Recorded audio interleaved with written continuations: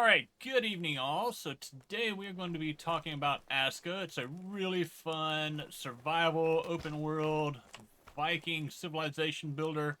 Uh, One of the first things that I want to talk about is building location. The first thing that I always look for is a mine. I've had to go through several seeds. I just started a new game. Every game's different. I run around, try and find the mine. When I find the mine, I see if it's close to a water source. So like here, we are not far from the lake. We're not far from the ocean. So if we need fish or build boats, any of that stuff, we are not far away from it. We are also right in the middle of a whole bunch of trees, a big flat land. And so this was just a really, really nice building location. So it took me about 6 or 7 tries to find this one. And then the next thing I started looking for is a couple of the natural water collectors, which are the rocks on the ground that hold water. You can build wells on these later on, so I found 2 that were kind of close together. I built my campfire in the middle, and then I popped down a couple rain collectors right next to it. Gives me plenty of water. There are a few other natural water collectors around, so I've kind of got the wells stashed around the village. Gives plenty of water for them to drink, for farming, and everything else that they need. Really nice. So the next thing we did is we built a series of shelters in a line right over here.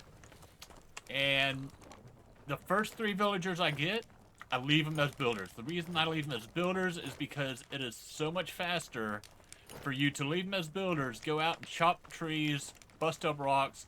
They will consider it a building material, so they'll run out, grab it, and they'll start building whatever blueprints you've got placed down. So much faster than assigning them as the forester or whatnot, and then doing the building yourself. You have no idea how much faster. Once we have that going, like I said, I try and keep 3 builders minimum, and then I can start assigning them to buildings. But once we start getting the cottages, they hold 6 people. I'll pop down the cottage or 2, and then I'll delete all those shelters because they take up a lot of room for just one man. And the cottages are just so much better. They sleep 6 comfortably, and they each have their own fireplace, so it keeps them happy.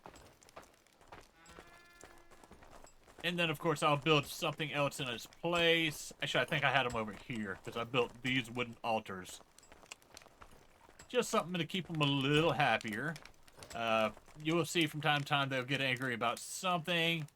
You can scroll down over here. Most of my people are happy, but I think I recruited 2 recently that I haven't adjusted. Oh, yeah.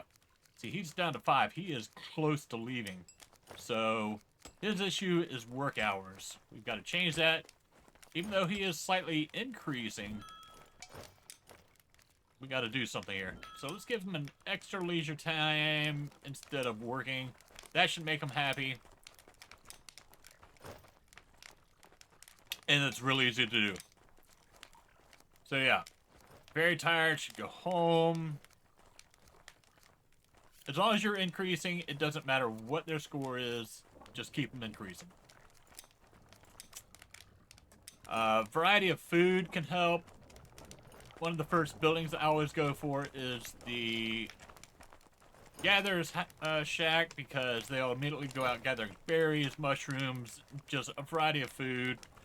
You can cook it yourself, or later on you can assign somebody to the pit.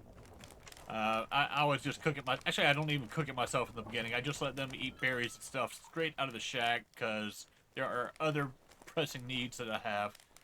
Such as getting clothes, because your first winter is going to be rough. It does not take a lot of clothes to help with your staying warm and whatnot. See, I'm just wearing this linen hood, some leather gloves, and some leather boots. All pretty fast you get in the beginning. Easy to make. Hunter's building, probably the next one you'll want to go for. Brings in a lot of meat, and of course, the leather and everything that you need for making armor. There you go. So when we go next, we build our workshop. Workshop's where you craft your better stuff. I try and keep the forge, or the blacksmith, carpenter, which are making a mess. Keep that one going in one. Then I'll build a second one right next to it with the cloth and leather. And then later on, because it is so slow for making these beams and posts, planks, all that stuff, it is so ridiculously slow. So build you another workshop with 2 of those, and it'll speed up production so much. And you basically just grab a cart, which is the next thing you want to do, because these speed up things so much. You can carry 6 trees with the sled. I think it's 9 or 12 with the cart.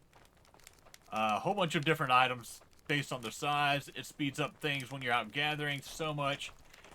One nice thing about the carts, if you're too far away from, let's say, the ocean, and your guys are not going out to gather thatch, you can actually take the cart out there, gather thatch, put it in the cart, and for some reason, even if you put foraging flags and whatnot, which I think is the woodcutter for thatch, they will bypass all that and come after the wagon no matter where it's at. If they need the resources and the resources are in the wagon, they will come out and pick up whatever you put out there. So what I usually do is I'll park my wagon out here, I'll start gathering thatch, loading it up, and while I've got the first batch in the wagon, they'll be running over to grab it out of it, and then I can gather more, put another load in there, and they're just back and forth doing it that way. So that's one workaround I found for that. Works great.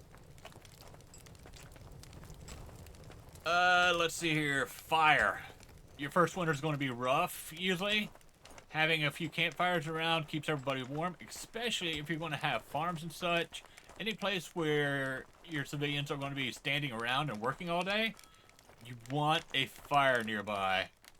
So here, with that fire right there, everywhere I go, I'm in the campfire range. And same with that one right there. Because your people will not be happy if they're freezing to death.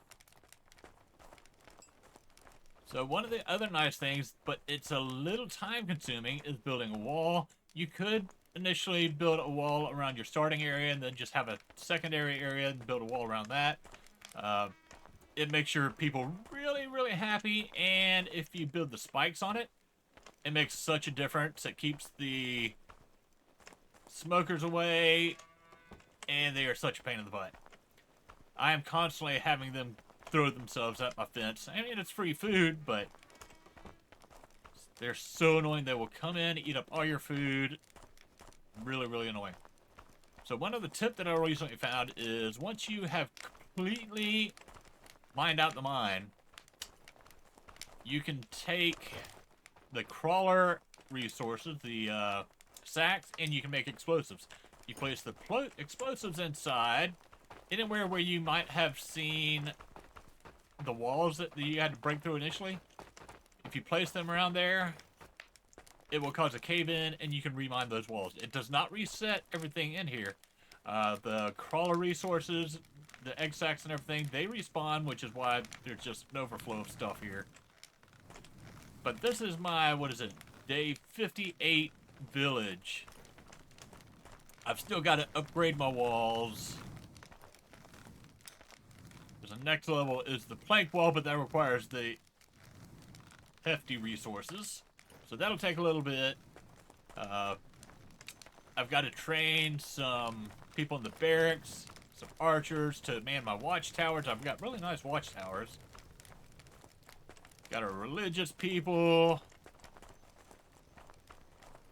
So we got a couple farms. Keep thatch and veggies coming in year round. Campfires to keep them warm. We've got the archery range. We've got the barracks. We've got the best feature in the game, which is the outhouse. Why is it the best feature in the game?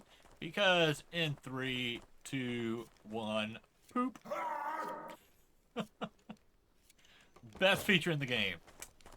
And they take that poop and they'll go throw it in their farm, use it for manure. Fantastic.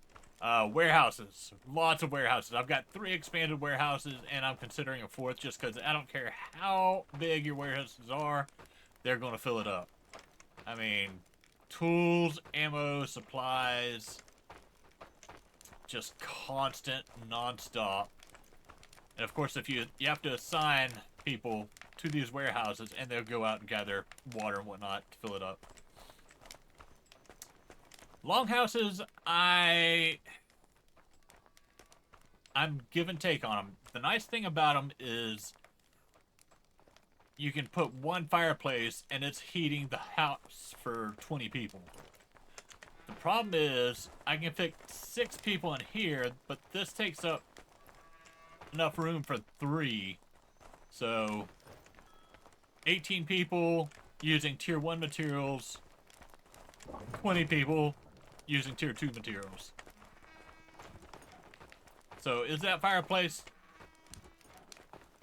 worth it? Probably not. And you could probably fit more beds in here. Sure, there's a way, but ultimately, I would say off the bat, stick with the cottages until you're just ready to really time sink into these long houses, because they take so many materials.